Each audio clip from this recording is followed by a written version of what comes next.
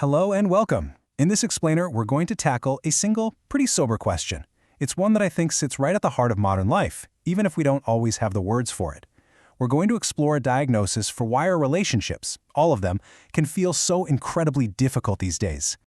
Okay, so let's just get right to it. Why does relationship with other people, with the places we live, with the world itself, why does it so often feel like it's just not enough, Why can it feel like such a struggle to simply be present with one another without some kind of goal or agenda? This is the core question we're going to be digging into. And to really get to the bottom of this, we need to turn to a man who wasn't just a philosopher in an armchair. He was a sharp-eyed diagnostician of the modern world. His name was Jacques Ellul. Now, to understand Ellul, you have to get that he wasn't sitting in some ivory tower. This was a man who was part of the French resistance in World War II. His ideas were forged in the very real fires of bureaucracy, state propaganda, and total war. So this isn't some abstract theory. It's a diagnosis that comes directly from the front lines of the 20th century. All that experience is what leads him to his central concept. So, to understand his diagnosis of relationship, we first have to get a handle on his core idea, something he called la technique. Trust me, this is the key that unlocks everything else. And right away, we have to clear up the single biggest misunderstanding about his work. When Ellul talks about technique, he is not talking about your smartphone or computers or machines. It's something much, much bigger than that. Here it is. This is absolutely crucial. Ellul uses the word technique to mean the totality of methods rationally developed for absolute efficiency in every field of human activity. It's not a thing, it's a logic. It's this relentless drive to find the one single best, most efficient way to do something, and then apply that way of thinking to, well, everywhere. And this is the giant leap in thinking we have to make. See, we tend to think of efficiency as a tool, right? Something we choose to use when it's helpful. But Ellul's point is that it's actually become a system we live inside of, an entire environment that we are all forced to adapt to. And it has its own logic, its own rules, and its number one rule is always, what is the most efficient path? And this is the result. Technique becomes autonomous. It no longer serves human ends. Humans adapt to it. Now, this doesn't happen because of some evil mastermind. It happens because the search for efficiency just has its own momentum.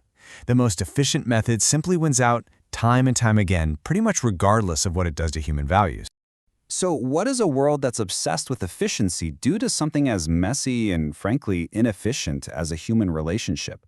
This is where Ellul's diagnosis starts to get really personal. You see, under the logic of technique, everything gets reframed. The land isn't a place you belong to. It becomes a resource to be exploited efficiently. Time isn't for living or being. It's for throughput and maximizing productivity. Knowledge isn't wisdom, it's data points. And even something like care gets turned into a system of management. Everything is judged by its usefulness. And here is the absolutely devastating consequence for our conversation today. Technique becomes a habitat in which relationship is permitted only if it is useful. Think about that for a second. In this environment, relationships suddenly have to justify their existence. They need to be good for networking or productivity or self-optimization. They need to have a purpose beyond just being together. I mean, what does this actually feel like? Well, just sitting and listening to a friend without trying to solve their problem. In this system, that can feel wasteful. Simply being present with a person or in a place without producing something, that starts to feel indulgent. The quiet, unmeasurable act of really attuning to another person begins to seem almost irrational. So, if we're living inside this system, what on earth is the response? Well, Ellul's diagnosis doesn't just leave us stranded with the problem. It actually points toward the shape of a possible response. And it's not an escape, it's something else entirely.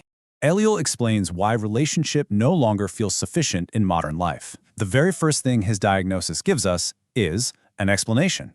A kind of relief almost. That feeling of unease, that sense that your relationship should be more but somehow aren't. It's not your personal failure. It's a logical outcome of the habitat we all live in. But before we can talk about a real response, we have to absorb this very hard truth. Ellul was clear. There is no complete outside to technological society. We can't just pack our bags and leave. There's no unplugging from this logic of efficiency entirely. It has, in many ways, become the air that we breathe. So if you can't escape, what do you do? Well, a response like EarthSong isn't about trying to escape. It's about building something inside the dominant system. A local, relational counter-habitat, a space that is deliberately designed to operate on a fundamentally different logic. Let's just look at the contrast between these two logics because it is stark. In the habitat of technique, relationship is tolerated if it's useful. In the counter-habitat, relationship comes before use. Where presence without productivity feels indulgent, here, attention is deliberately not optimized. Where listening always has to have an outcome, here listening has no output requirement. It is its own reward. So why spend so much time on this diagnosis from Ellul? Because without it, any attempt we make to restore relationship risks missing the point completely. This is the crucial threshold his work leads us to. Ellul brings relationship to a limit condition. Here, efficiency can no longer serve life. There is a point, a breaking point, where the logic of finding the one best way simply shatters when it comes up against the beautiful, unoptimizable reality of life and relationship. And it's really important to be clear about where his work ends. What comes after that limit is not Ellul's work. He was the diagnostician. He showed us the foundational problem with breathtaking clarity. He doesn't give us the prescription for what to do next. And this is why he is so absolutely essential. Ellul answers a necessary preliminary question. Why does relationship itself now require restoration?